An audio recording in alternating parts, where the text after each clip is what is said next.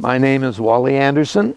I've been a lifelong friend of Jay McKee's for 75 plus years. We go back a long way. My name is Jane Cowan. Jay McKiee is my dad, and that's something I'm very happy about because he's quite a special person. My name is Bob Foster. I was a longtime educator in Norfolk County and ended up as principal at Simcoe Composite School for the last 10 years of my career when I retired. And I knew of Jay McKiee and all the benevolent work he had done in the community, but it wasn't until the gym burned down in 2003 that I got a real sense of what this man was all about. My name's Colleen Adams, and I'm the treasurer of the foundation, and I've been with the foundation for the past 15 years. I'm Mike Fredericks. I'm the chairman of the Norfolk Community Foundation. I have known Jay for the better part of 25, 26 years. It goes back a long ways when it started, oh heavens, 60 years ago.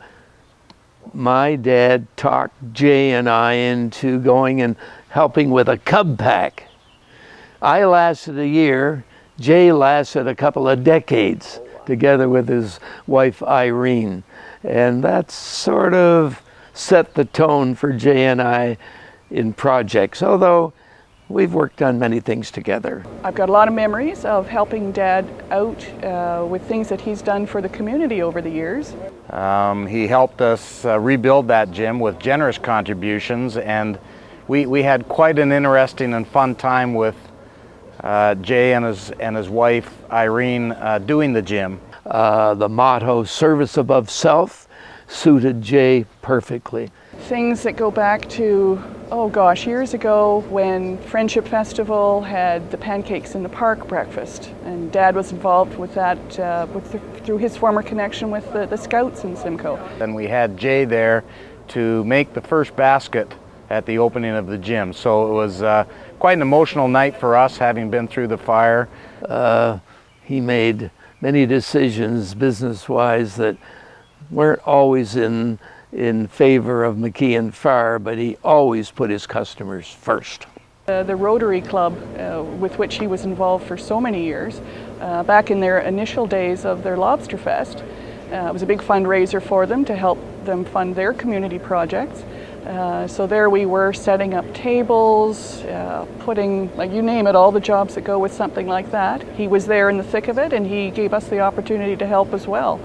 And it was a lot of fun. So when I first joined the foundation, Jay was the chair, and at that time we had just very few endowed funds. One of them was the Marion McKiee Scholarship Fund, and that was established by Jay and his family to honor their mother. The most significant would have been in his earliest days of asking me to help with the Community Foundation before I had joined his board. He suggested that the Norfolk Pros Foundation that I was involved with would make a grant to the Community Foundation, which would then in turn have federal matching funds. Turned out to be a very successful project, raising over $100,000 for the community. And again, the service aspect comes so natural. Marion, his mom, was the first female chairman of the Board of Education.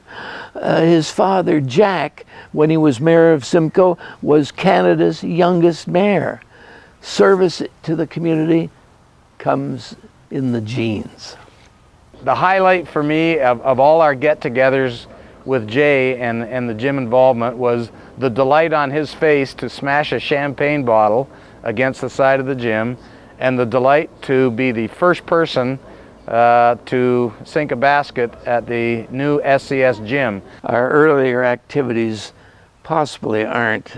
They involve BB guns, squirrels, and taking his dad's 36 Ford Coupe, complete with rumble seat, for rides in the odd hours of the night or early morning. He's a pretty modest kind of guy, very self-effacing. He will never he'll never be the one to say, hey, I want to be in the limelight. He's one of those people who will do what needs to be done and think very deeply about what should be done and try to see that happens or speak to the right people about it. Jay and his family really understand the significance of community and They have been very successful in their endeavors through their own skills and efforts, and they've been kind enough to return some of that very generous way to the community. So to say that Jay's had an influence that's permanently imprinted on the foundation would be an understatement. I'm going to say he missed the first one, but then slam dunked the second. There we are. So. You just get in your red convertible and get the hell out of here.